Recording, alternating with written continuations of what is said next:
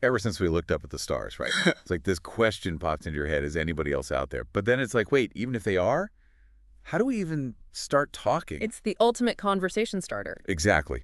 So that's what we're diving into today, those first contact attempts. But get this, we're exploring some seriously unexpected approaches. Oh, this is going to be good. We're diving deep into a blog post today from E.T. and I, written by Garlick. Now, full disclosure, this isn't some big scientific journal, but it's full of these really interesting personal observations about making contact. Personal observations, you say. I'm intrigued. And it gets even better. The author suggests our most powerful tool for reaching out to ET might not be giant radio dishes or telescopes, but something way more, well, internal. Okay, now you've got me hooked. Most people, when they think ET, they're picturing UFOs, right? Or maybe catching a message on some massive satellite. But you're talking about a whole different realm here. We're talking about inner contact, Mm-hmm. meditation, developing psychic abilities. It's almost like you're building this mental spaceship before you even launch into outer space. I've never thought about it like that. That's a really cool way to look at it. So let's unpack that for a second. What's the advantage of going inward like that? Why not just, point a giant antenna at the sky and hope for the best? Well, let's be real. Encountering something completely unknown, that's exciting, sure. But it could be a little, well, unnerving too, right? Yeah, a little bit. What this author really nails is that with inner contact, you've got this element of control. You're creating a comfortable space, a safe space. Even before that, hey, nice to meet you moment happens. Oh, that's interesting. It's like you're setting the stage for a really good conversation, making sure everybody feels okay with it. I like that. That's so smart, creating a comfortable environment before anything else. It's like you wouldn't invite someone over without, I don't know, tidying up a bit first. Exactly. It's all about being prepared. And speaking of preparation, this blog post dives into some other cool perks of inner contact. One that really grabbed my attention, spiritual development, like as a bonus feature. Right. Talk about a cosmic two-for-one deal. You're exploring the possibilities of ET contact, but you're also on this journey of self-discovery. You're expanding your awareness, your consciousness. It's like they say, right, it's about the journey, not the destination. But in this case, both the journey and the destination sound pretty awesome. Totally. Now, the blog doesn't sugarcoat things either. It talks about some of the hurdles you might hit with inner contact. Yeah, it mentions needing a certain level of self-awareness and finding that quiet space within yourself, which, let's be honest, can feel a little intimidating. Sure. But here's the thing. Rather than looking at them as roadblocks, what if they're more like signposts, like indicators that this is a skill, something you work at, something you get better at over time? Okay, I like where you're going with this. Remember how we were talking about you loving those aha moments?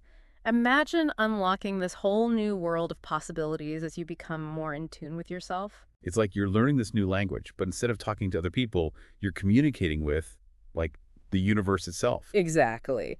And speaking of different ways to reach out, while this inner contact thing is fascinating, the blog post doesn't completely write off those more, shall we say, traditional methods, the outer focused ones. True. It's like that saying, seeing is believing, right? For a lot of people, it's just easier to wrap their heads around that kind of outer contact, looking for UFOs, trying those CE5 protocols, things like that. It feels more tangible. Oh, absolutely. But that tangibility comes with a trade-off. Now you're relying on things outside of your control. Weather, for one. Oh, right. Can't have a good sky watch with a cloudy night. Exactly. Or your equipment could be acting up. Or, and this is the wild card, maybe the ETs just aren't in the mood that day. Who knows? It's a bit like, I don't know, planning a picnic on another planet. So many things could go wrong. And here I was worried about packing the wrong snacks.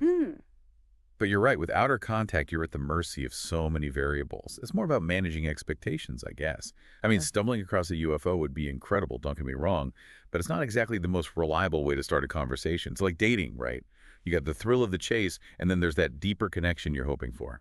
And this blog post, toward the end, it gets into that deeper level, kind of veers into the philosophical, Totally, it Love does. that. It was really interesting how the author tied this whole inner contact thing to this concept that honestly has been around forever, that the knowledge we're talking about, the connections you make within, they can go beyond our physical limitations. Powerful stuff. Whether or not you believe in an afterlife or anything like that, it's hard to argue that there isn't something really valuable in building these inner skills. I mean, we're talking about meditation, mindfulness, really getting to know yourself on a deep level. It's that human desire to connect to something bigger than ourselves, you know? Exactly. And maybe, just maybe, this is a big piece of the ET contact puzzle that we've been missing this whole time. Right. Like we get so caught up in trying to send out these signals, we forget to work on our ability to actually receive them. Because that's what the author was talking about, right? How this interconnection, it doesn't just disappear. What if it's just as important right now in this moment as it might be after we're gone? What if by developing those inner senses, we become more receptive to contact? Whoa.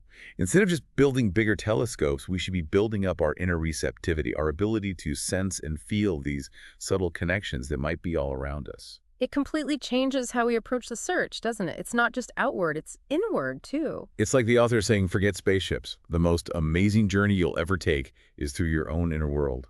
Pretty mind-blowing, right? Totally. It Yeah. makes you realize how much we still don't know about ourselves and the universe. And that's what the deep dive is all about. We take one little thing, whether it's a blog post, an article, whatever, and we dig deep. Who knows where our curiosity will take us next? Until then, keep exploring, everyone.